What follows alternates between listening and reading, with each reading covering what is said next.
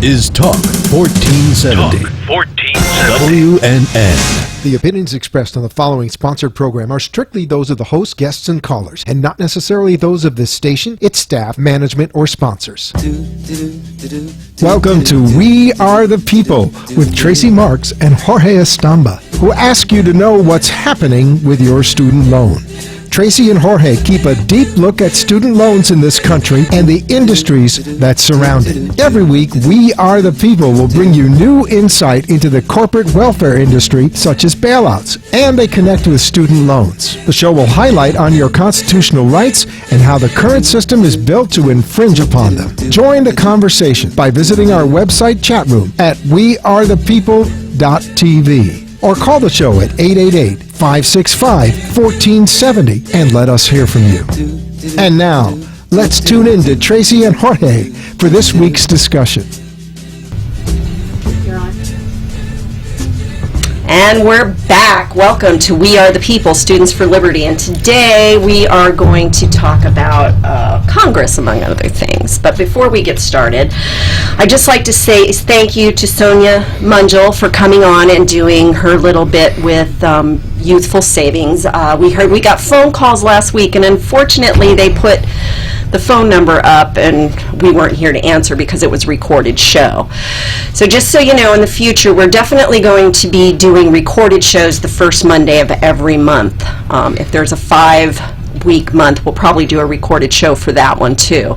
But today we are live, so you can call in. And I would, again, like to say thank you to Sonia. If you guys didn't get a chance to see the show, one of the things I'm trying to do here is to highlight people that are trying to break out of this student loan trap. Sonia did not have student loan debt, but a lot of her friends did. And because of that, she started CPA for the People and Youthful Savings. So if you missed that and get a chance, I'd love you to go to the website and take a look at it. You can see us in person at wearethepeople.com or .tv, excuse me. So Youthful Savings, let me just give her a little plug here. Youthful Savings creates and delivers innovative financial educational products through a virtuous approach in order to disrupt the cycle of poverty. We provide affordable college planning solutions through our Financial Freedom web application and program, youth financial education, and entrepreneurship training through their own business. It's called My Own Business Challenge. It's a curriculum and program and group youth programs that teach education. 10 cents of every dollar goes back to the community. They're being reinvested for scholarships for the youth. You can find her at youthfulsavings.com, and her number is 646-504-7164. She also has CPA for the People, which provides services and business consulting for innovative creators, collaborative personnel. It's affordable, and they specialize in tax consulting and business consulting. So, for more information, call that number, 630-244-7893. Of course, we don't have anything up on the board today, so I will get that information posted on the website. Well, no, it's not going to be on the website because I can't post on the website yet, so we'll figure it out. So, Jorge is here today too, our fantastic co-host. Good evening, everybody. So why don't you start out with Well, yeah, Congress I always thing? like to start out by saying that we come from lovely Boca Raton, Florida, or Boca Raton. And we did say in our first show that we're going to have the Rat of the Week for social political purposes. We're going to mention those people, organizations, entities that we feel are really rats, literally. And I'm going to name a rat, and it's not going to be for the week. I think this entity in our country deserves to be the rat of the century. And who other than our great U.S. Congress would deserve such a title? Our Congress is the one that our Constitution has given the responsibility and sworn to uphold that Constitution for the benefit of the people and the welfare of the people. Well, they certainly have done a horrible job. This particular Congress is the worst Congress in history. They're down to 6%. At best, they're around 10-12% approval rating from the United States people. And I don't know who that 6% is, but it's still very high, I think, because it should be 2%, because we have all the statistics pointing that this country right now is for the 2% of the people because of our great Congress, because of the way they lean, because of the laws that they're passing. They're ignoring our needs, and so by statistics, we know that 2% of this population is the one that is being benefited from this particular Congress, which I'm calling them out and calling them the rat of the century. So the Congress is the rat of the century, far surpassing the rat of the week. How about that? Yes, not even the week. It would be too nice to say that it's for the week. So those are the people that are responsible for everything that's going on. People blame it on the president. Sure, the president has a job to do. He has responsibility. But those 435 members of Congress that we elect and those 100 senators, that's 535 people. Most of those people are irresponsible. They're crooks. They're scums. I'm going to call it like it is. Okay?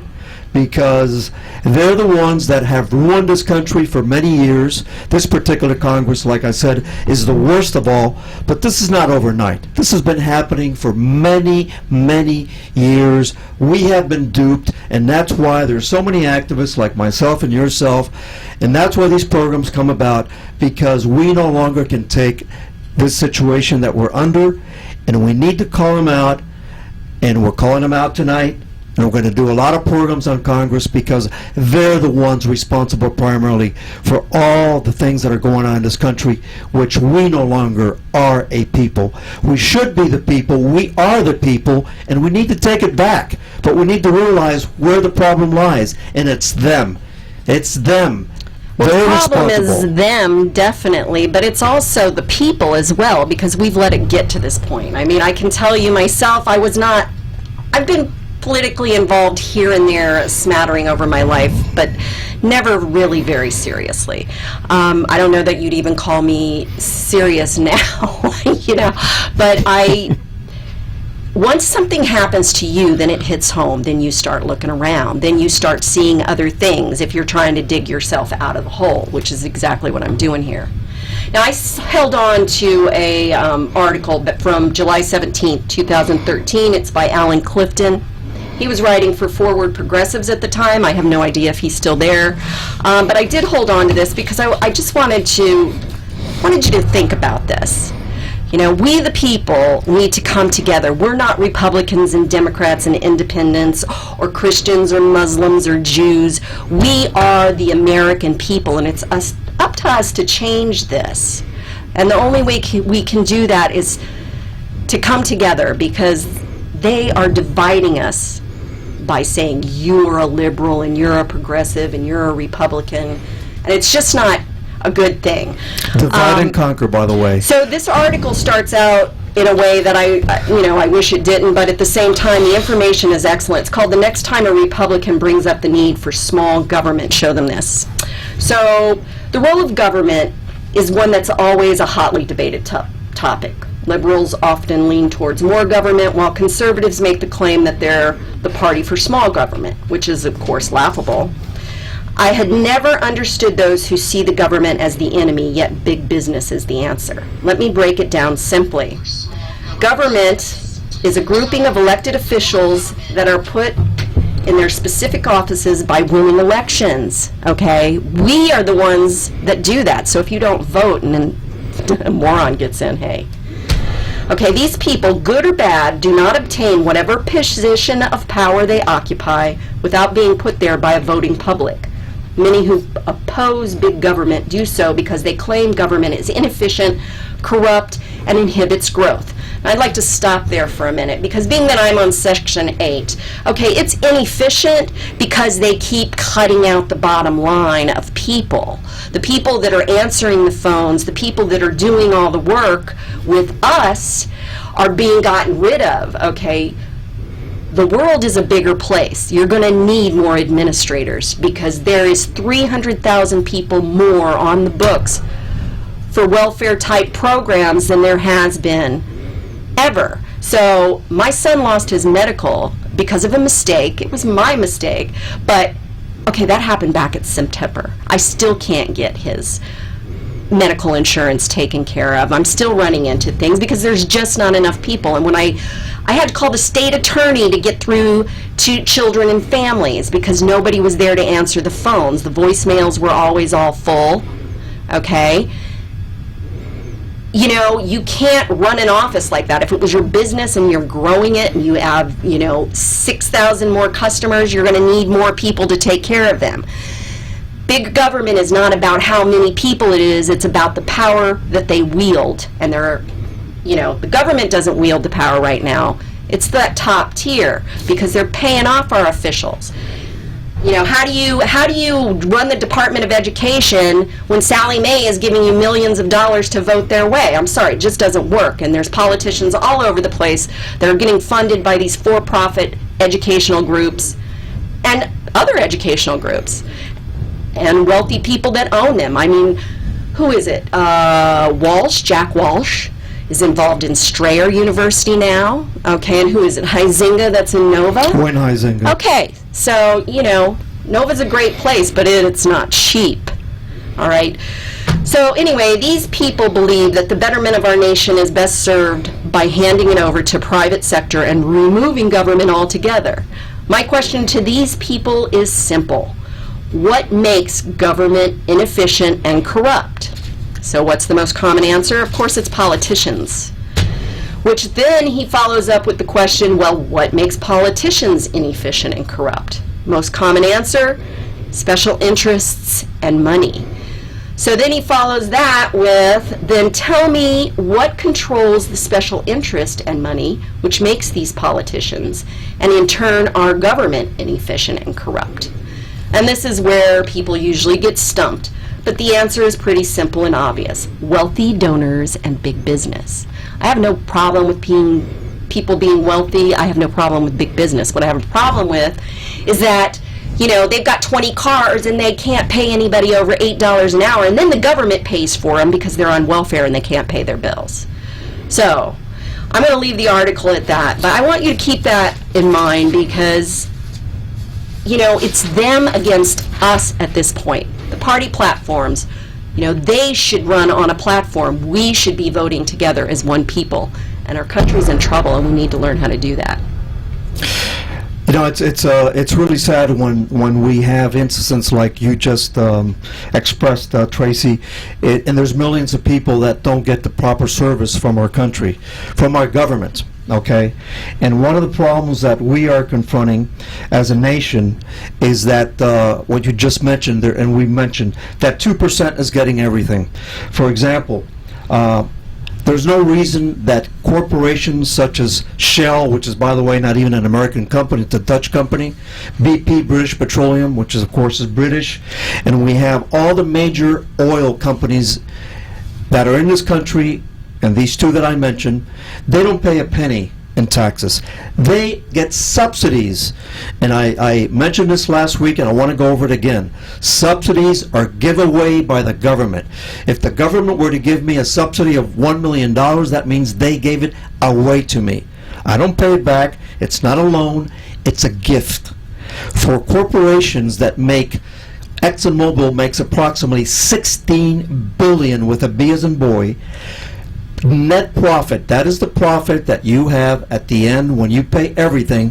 That's what they make, $16 billion per year. Wow. And we give subsidies to these corporations, and then we can have a government agency function, like in your case, because we don't have enough money. Yeah, because they cut and there's these. 5,000 wells tapped here in the United States. The CEOs, they were not going, The board actually voted against some of these people getting these outrageous, what do you call them?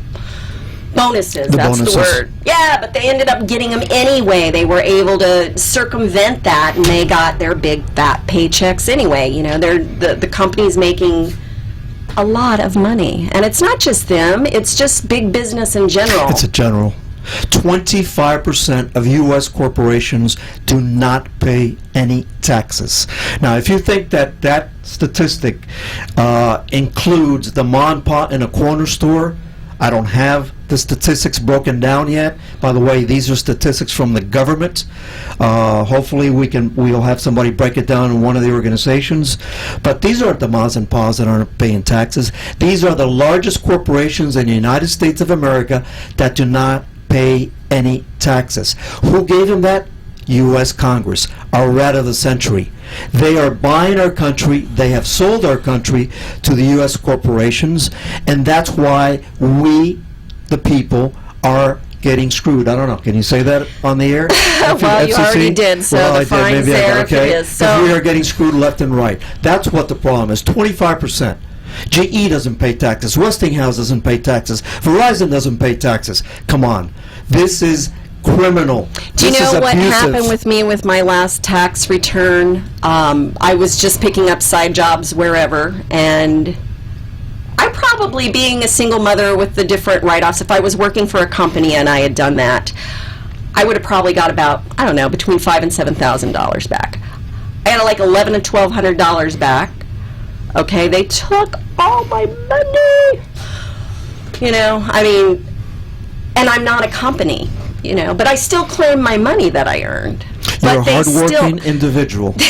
yeah, I'd like them to go out and blacktop the next driveway. You know, I'm tired of it. I'm tired of it, and you should be tired of it too. And it's not that there's nothing wrong with being wealthy. There's nothing wrong with wealthy people. I mean, I've worked in very high-end restaurants and different, I mean, I've partied with the judges and the lawyers, and, you know, they don't get DUIs, so it's great.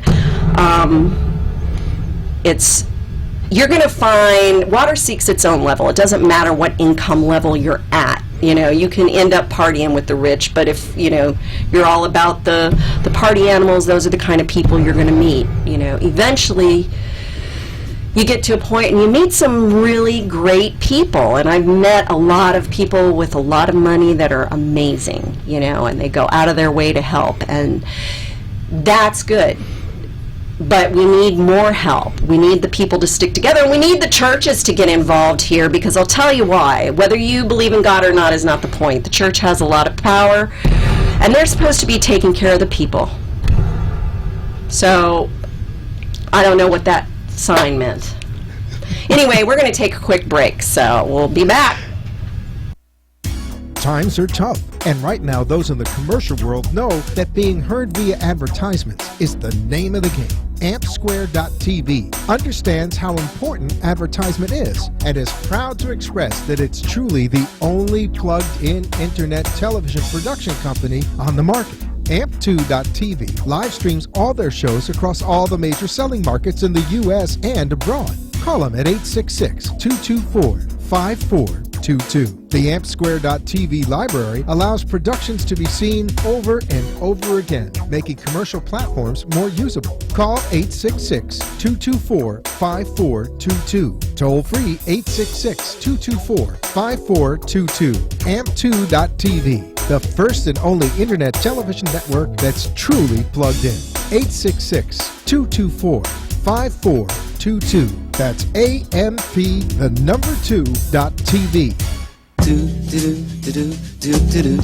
You're listening to We Are the People with social justice advocates Tracy Marks and Jorge Estamba, exposing the faults in our current day society with industries that directly influence student loans. Join the conversation by calling into the studio at 888-565-1470 or join the chat room at wearethepeople.tv. Again, to call in, the number is 888-565-1470, and let us hear your voice.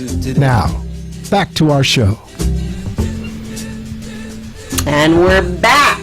So Jorge has a few things to tell you, and then I'm going to wrap up the show. Next week we're going to have a friend of ours. She is a student activist from FAU, and she'll be speaking about what happens with teachers, with the professors, and where that money is going and what's happening in that sector.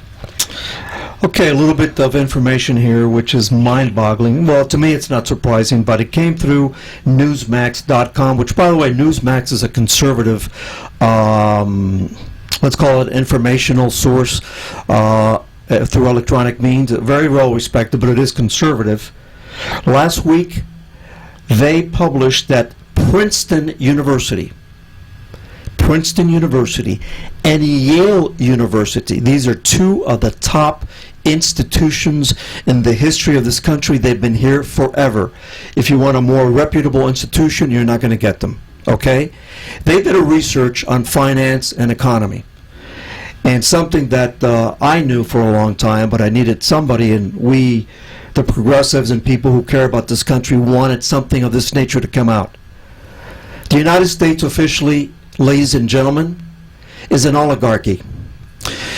An oligarchy is a country and a type of government by which a few control the many.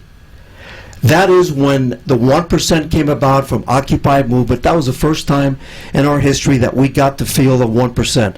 Well, these were radicals, these were hippies and so forth. The movement kind of died out for various reasons. You know what? They were right. They were 100% right.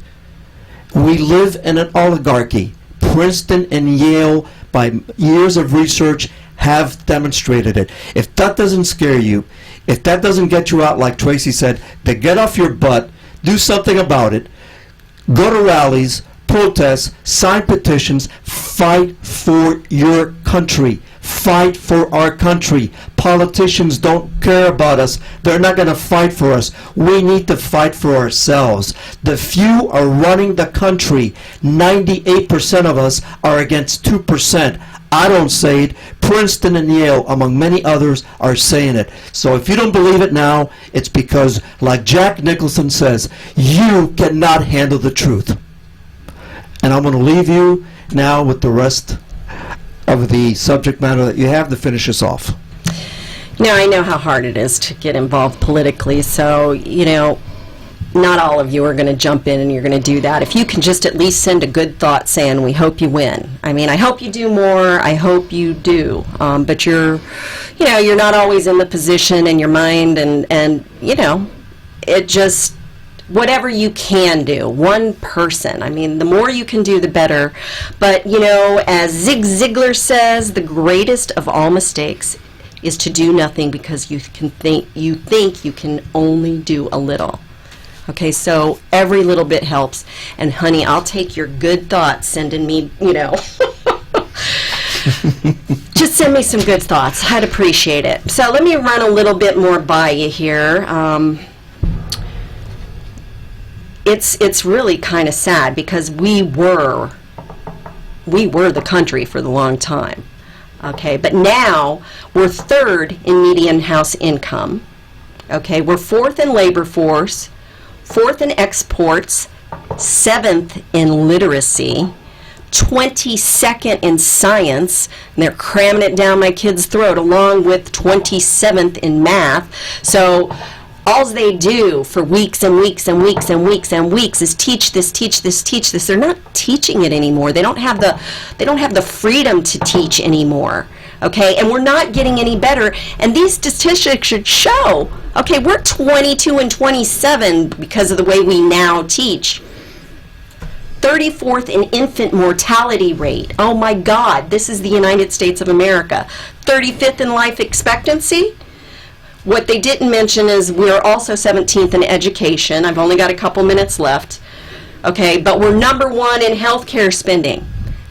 But 35th in life expectancy, there's something big wrong there. We're number one in incarcerated citizens per capita, and we're number one in defense spending. And about the citizens per capita that are incarcerated, these are all privatized. Prisons are all privatized now. It's a money-making operation. Please, people, just look into what I'm telling you. You don't have to like me. All right. So, again, join us next week. Brittany will be here to talk about FAU and the activism that's going on there, the different things that are happening with the teachers and the pay. And we're real glad you could stop in. We'll see you again next week. Thanks. And remember, we are the people. Yes. We can change things. We can do it. Have a great evening. You have been listening to We Are the People with social advocates Tracy Marks and Jorge Estamba, who every week bring to the light the needs and changes in our current system. Tune in every Monday night at 7 p.m. on wearethepeople.tv and participate in the conversation in the chat room or call 888-565-1470. Tune in next Monday for more information and facts. And Tracy and Jorge remind you to stay aware of your surroundings and challenges at all times.